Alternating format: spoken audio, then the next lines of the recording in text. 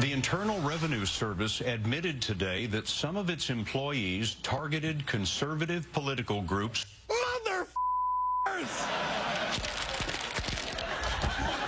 In a few short weeks, you've managed to show that when the government wants to do good things, your managerial competence falls somewhere between David Brent and a cat chasing a laser pointer.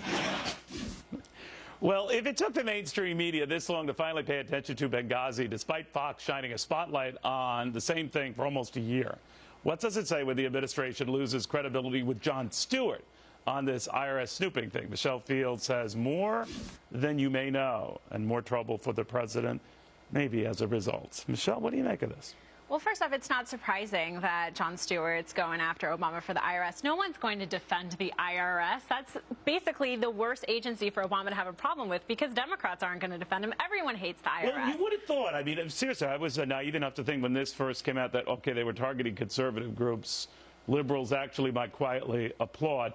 But then when I heard Harry Reid coming out this, and then, of course, Jon Stewart, that obviously it had, just as you said, more weight to it than I appreciated. The AP scandal is adding on to this. You know, reporters see this as their livelihood being threatened. The DOJ is compromising the relationship between a reporter and a source. Yeah, but even that one, I knew you were going to think I sound like a heretic here, but in that case, it's about there was a well-being here, a protection, life and death issue. I'm not allowing it. But I know. But I remember a lot of conservative reporters are the same ones who were gassed at the Pentagon papers being printed in the New York Times. That was then. I know this is now. I will say this, that I think it's a bigger and more seminal development, this IRS thing, because it calls into question, you know, using a government agency, one of the most feared on the planet, to batter your enemies. And no one likes that. And now we've learned that the IRS was actually leaking documents from conservatives, their applications for tax exemption, to liberal progressive groups. So that is incredibly dangerous. I mean, that is chilling. And then,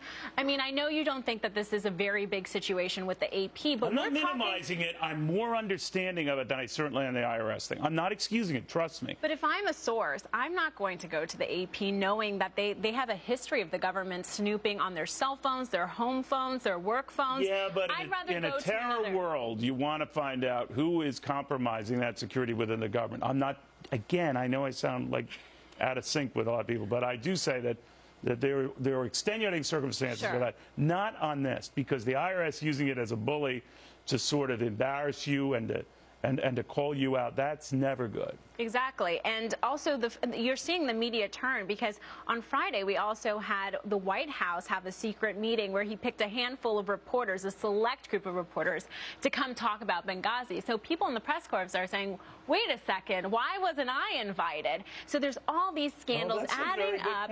That's a very good point. Benghazi, then you've got the IRS, and so they can't ignore it anymore. And well, it's the balloon's affecting off the them. rails, that's for sure. How long do you think that lasts?